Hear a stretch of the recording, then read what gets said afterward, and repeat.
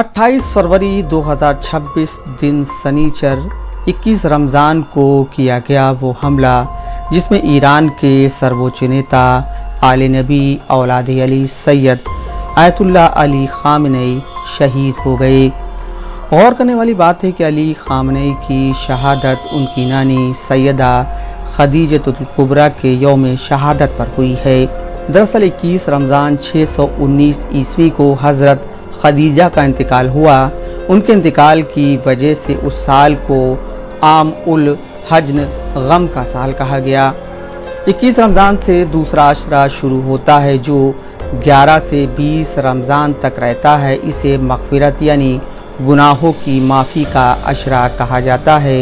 21 रमज़ान सब्र, त्याग और इस्लाम की शुरुआती कुर्बानियों की याद दिलाता है। कुछ इस्लामी इतिहास की किताबों में जिक्र मिलता है कि 11 रमज़ान को कुछ मशहूर इस्लामी विद्वानों, सूफ़ी संतों का भी इंतकाल हुआ। 11 रमज़ान को आयतुल्लाह अली ख़ामेनी का कत्ल आधी रात में नहीं बल्कि दिन के उजाले में किया गया। अमेरिका और इसराइल ने कत्ल का यह फैसला कुछ घंटे पहले मिली एक अहम खुफिया जानकारी के बाद लिया। दोनों देश सालों से ऐसे ही एक मौके की तलाश में थे। अमेरिका और इसराइल महीनों से ख़ामेनी की मूवमेंट को ट्रैक कर रहे थे। उन्होंने जो तरीके इस्तेमाल किए वो एक राज हैं।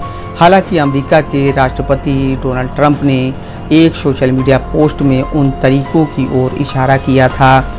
ट्रंप ने कहा था वह हमारे इंटेलिजेंस और बहुत एडवांस्ड ट्रैकिंग सिस्टम से बच नहीं पाए। पिछले साल जून में 12 दिन की लड़ाई में इसराइल ने ईरान के न्यूक्लियर प्रोग्राम से जुड़े साइंटिस्ट और अधिकारियों को निशाना बनाया था। तब लोगों की मूवमेंट को समझने के लिए टेलीकॉम और मोबाइल फ़ोन सिस्टम में सेंध लगाने की बात कही गई थी।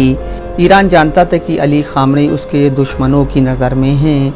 दूसरी ओर बातचीत भी चल रही थी। ऐसे में अपने दुश्मनों के तरीकों की पहचान न कर पाना ईरानी सुरक्षा और इंटेलिजेंस की गहरी नाकामी के साथ साथ बातचीत के बीच हमला धोखे को भी दर्शाता है। ईरानियों ने यह भी अंदाज़ा लगाया होगा कि दिन में हमला होने की संभावना कम है।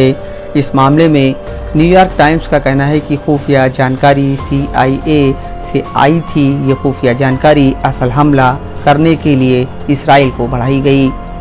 ऐसे संकेत है कि ईरान पर हमले में इसराइल ने शीर्ष नेतृत्व के ठिकानों और अमेरिका ने सैन्य ठिकानों पर फोकस किया। ख़ास बात यह थी कि इंटेलिजेंस से अली ख़ामेनी और दूसरे ईरानी अधिकारियों की मूवमेंट के बारे में पहले से ही काफ़ी जानकारी मिल गई थी ताकि लंबी दूरी की मिसाइलें दागने वाले जेट का इस्तेमाल करके हमले का प्लान बनाया जा सके। इस हमले का प्लान एक बड़े अभियान की शुरुआत का संकेत देना था और मौके का फ़ायदा उठाने के लिए इसे आगे बढ़ाया गया। इसराइली जेट को तेहरान पहुंचने में करीब 2 घंटे लग सकते हैं, लेकिन यह साफ नहीं है कि इसराइल ने अपने हथियार कितनी दूर से दागे। इसराइली जेट विमानों ने स्थानीय समय के मुताबिक सुबह करीब 9:40 बजे कंपाउंड पर हमला करने के लिए 30 बमों का इस्तेमाल किया। ईरान में दूसरी जगहों पर भी हमला हुआ जिसमें राष्ट्रपति मसूद पेजिशकियान का ऑफिस भी शामिल है, जिन्होंने बाद में एक बयान जारी कर कहा कि वह सुरक्षित हैं। ईरान के सर्वोच्च नेता आयतुल्लाह अली ख़ामेनी के मारे जाने की पुष्टि होने में घंटों लग गए। हालांकि ईरान इसके लिए तैयार था। न केवल अली ख़ामेनी बल्कि कई सीनियर अधिकारियों के उत्तराधिकार की योजना भी पहले से ही तैयार कर ली गई थी। इस शहादत के बाद उठे बवंडर ने अब यह साफ कर दिया है कि कोहराम की गूंज पूरी दुनिया सुनेगी।